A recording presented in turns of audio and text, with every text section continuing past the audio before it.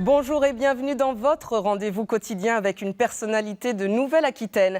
Plein phare aujourd'hui sur un ancien skipper de haut niveau à la barre de la mairie de La Rochelle, Jean-François Fontaine. Bonjour. Bonjour. Plein phare sur vos débuts. Vous étiez champion de voile avant de devenir maire de La Rochelle. Vous avez participé notamment aux Jeux Olympiques de Montréal en 1976. Vous avez remporté plusieurs transats. Comment est née votre passion pour la voile, vous qui êtes né à Paris ? Écoutez, elle a commencé sur la Marne. J'ai pratiqué le dériveur grâce à mes parents qui nous avaient offert un dériveur très jeune, un dériveur de la série des 470, qui est une série très populaire. Et donc on va naviguer sur la Marne les week-ends, et puis on va y prendre goût. Ensuite, grâce à notre club, on va pouvoir faire quelques compétitions sur la mer. On va faire la semaine de La Rochelle, qui était une épreuve très réputée. Et donc de fil en aiguille, on va aimer la mer, aimer la compétition de haut niveau, et comme on va faire quelques bons résultats, effectivement, on va participer à un certain nombre de championnats du monde et de sélections aux Jeux Olympiques. Donc il y avait déjà un premier lien avec La Rochelle via votre vie sportive. Absolument. Quel souvenir marquant de cette période vous gardez encore aujourd'hui ? La semaine de la voile, dans les années, à la fin des années 60, 68, 69, 70, c'est cette rade de La Rochelle couverte de dériveurs. Les jours de mauvais temps, c'était les pêcheurs qui ramenaient quelques bateaux qui avaient chaviré. Et donc, ces milliers de dériveurs dans la rade de La Rochelle m'avaient beaucoup marqué et nous ont donné envie de venir vivre à La Rochelle. Comment vous vous êtes servi de cette expérience de sportif de haut niveau pour la suite de votre carrière ? Je crois que le goût de la compétition, une fois qu'on l'a, que ce soit après dans la vie économique ou que ce soit dans la vie politique, il y a dans tous ces univers un esprit aussi de compétition, de challenge, de projet. Et donc cet esprit est une chose que nous avons conservée. À quel moment vous avez décidé de changer de cap ? Eh bien écoutez, avec mon épouse, avec Claire, on décide de quitter Paris. On a 25 ans, on va venir vivre à La Rochelle. Assez vite, on va lancer un projet qui s'appelle le Voilier Charente-Maritime. Et c'est là qu'on va retrouver Michel Crépeau, puisqu'on va gagner des compétitions, des courses. On découvre une photo justement de cette période où on va connaître Michel Crépeau. On est sur les Charentes-Maritimes avec Pierre Folenfant qui est à mes côtés sur la photo. Sur la photo, je suis celui qui est un petit peu chevelu, voyez-vous. D'accord. Voilà, il y a Marc Pajot à côté, puis Michel. On est à un salon nautique et Michel veut fêter les victoires du voilier Charente-Maritime.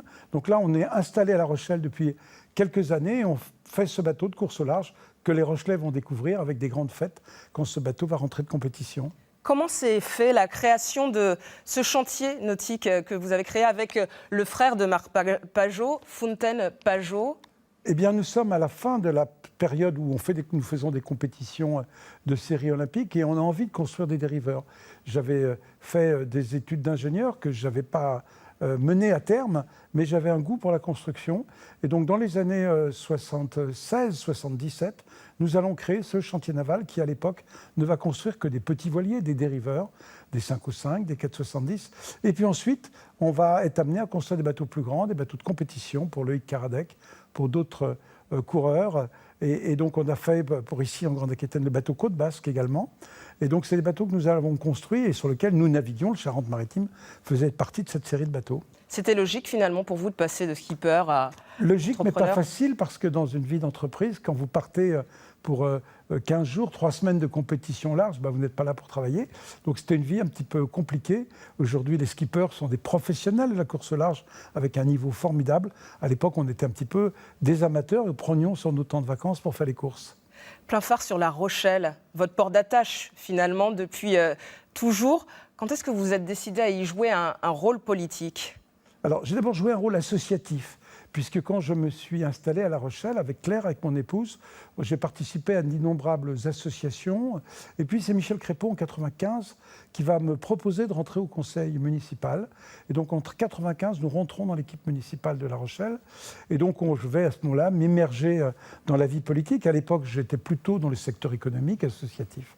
Voilà, puis je vais prendre goût à la politique avec un certain nombre de rencontres. Je l'ai déjà évoqué, Michel Crépeau. Et puis, en 1995, sont les élections présidentielles et première rencontre avec Lionel Jospin, qui va devenir un ami.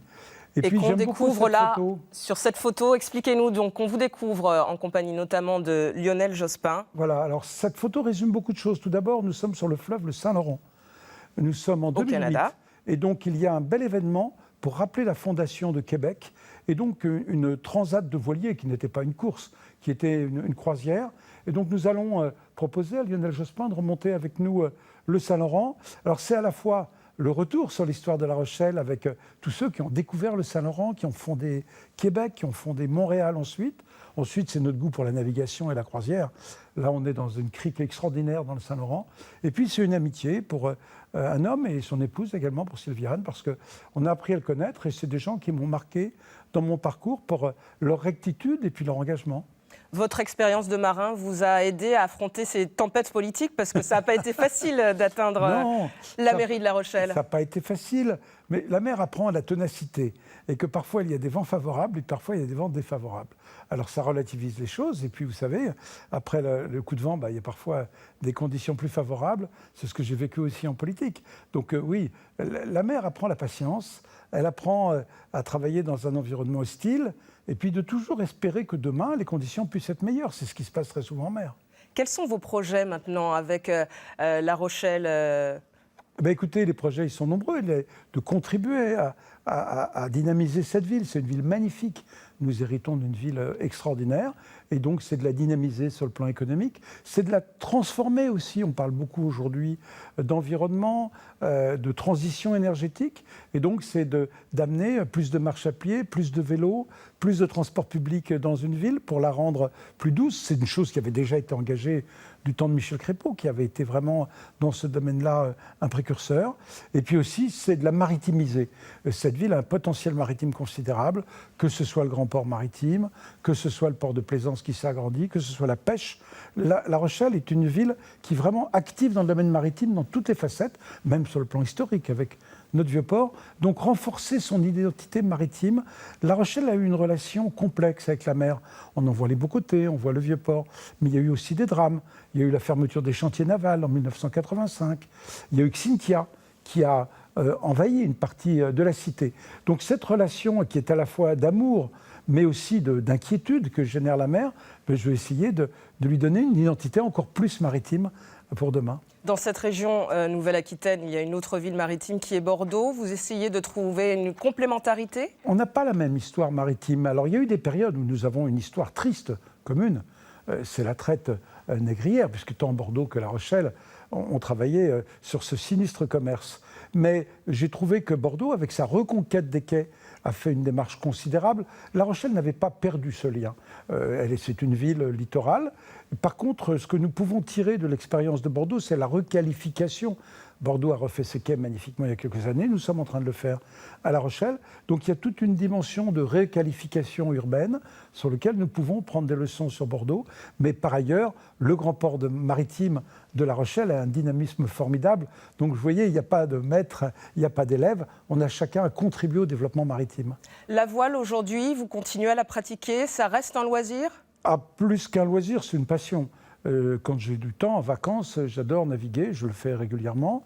J'ai une épouse qui est très active dans le domaine de la voile. J'ai la chance d'avoir des enfants qui aiment la mer aussi. Vous avez transmis votre passion ? Ah oui, absolument, sous des formes différentes. L'un va être un marine marchande qui sera amené à diriger des grands navires. D'autres travaillent plutôt sur le plan des études. Donc oui, c'est une passion familiale et on a toujours plaisir à se retrouver en mer sous toutes ses formes, que ce soit croisière ou de regarder. Nous allons donner dans quelques semaines le départ de la Mini Transat à La Rochelle avec plein de jeunes qui vont aller au port du Marin. Eh bien ça, c'est pour moi quelque chose de très important de garder ce lien avec la mer. Comment vous avez vu évoluer le monde de la Transat, vous qui l'avez quitté à la fin des années 70. Aujourd'hui, vous voyez comment évoluer ce monde ? Une évolution formidable.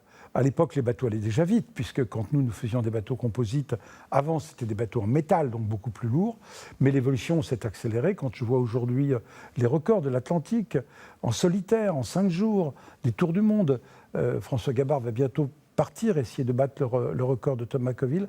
Il y a un niveau athlétique, il y a un niveau scientifique, il y a un niveau technologique grâce aux entreprises françaises qui sont en pointe dans ce domaine-là, qui est vraiment au niveau mondial.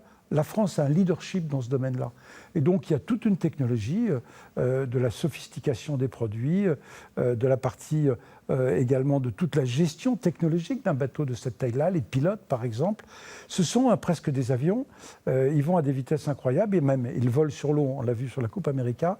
Donc, je suis très admiratif et des marins, parce que faire des tours du monde à cette vitesse-là, ça veut dire une exigence absolue sur le plan sportif, sur le plan psychologique, et aussi une évolution technologique. On est sur un nouveau monde. Et vous verriez être skipper aujourd'hui Oui et non. Non, parce qu'aujourd'hui, le niveau est tellement monté qu'il faut en faire son métier pour être professionnel, pour être préparé. Ce qui n'était pas le cas à votre époque? Non, le niveau était... Vous n'en viviez pas, en fait? Non, on n'en vivait pas du tout. On le faisait pendant nos vacances, où on prenait quelques jours de vacances pour le faire. Aujourd'hui, il y a un professionnalisme, et d'ailleurs, la montée du niveau vient aussi de l'engagement total des marins, et puis aussi l'évolution technologique. La préparation des bateaux est beaucoup plus scientifique, les budgets sont aussi plus élevés, mais donc on a véritablement des engins de navigation qui sont des bijoux sur le plan technologique. Vous en avez testé quand même? Alors, je n'ai pas navigué sur les toutes dernières générations, mais je suis ça avec beaucoup d'attention, puis j'ai beaucoup d'amis qui sont proches de cet univers. Plein phare sur un objet que vous nous avez apporté, qu'on va découvrir en images. De quoi s'agit-il? Un petit indice, un disque? Alors, expliquez-nous un peu. C'est une poulie que j'ai sur mon bureau. Oui. Vous savez, il y a une vingtaine d'années, j'ai fait partie d'une équipe avec le maire de Rochefort, Jean-Louis Fraud, Bénédicte Donnelly, qui était le président de l'association. Il s'agissait de reconstruire le bateau de la Fayette. Oui, l'Hermione. Et donc, il y a 20 ans, on a porté cette idée ensemble, collectivement. Et donc, à Rochefort, s'est construit au fil du temps ce navire avec un public considérable. Et donc, on m'a offert une poulie du bateau. Alors, c'est à la fois un très bel objet sur le plan artisanal. Ça nous ramène aussi qu'à l'époque, on savait construire en bois de gaillac des poulies, donc des choses qui résistaient à des fortes tensions. Et puis, cette poulie, c'est le long terme. Beaucoup, pendant 20 ans, on pensait que ce bateau, l'Hermione, ne naviguerait jamais. Et il y a maintenant 2 ans, l'été 2015, l'Hermione a fait un formidable voyage aux États-Unis en allant traverser l'Atlantique jusqu'à New York et faire une tournée. Est arrivé sur les terres de la victoire de l'indépendance américaine à Yorktown, est passé à côté de Washington, Baltimore, Philadelphie, New York, Boston, passé à Saint-Pierre-et-Miquelon pour revenir en France. Ce voyage a été une épopée magnifique avec des marins et un commandant extraordinaire, Yann Cariou. Et donc, j'ai cette poulie sur mon bureau parce que ça me rappelle d'abord que le long terme est quelque chose d'important et puis que cette aventure de l'Hermione est une aventure magnifique. Merci Jean-François Fontaine d'avoir suivi la lumière du phare. Elle éclaire toujours la toile. France3.fr pour revoir l'émission. Merci et à bientôt.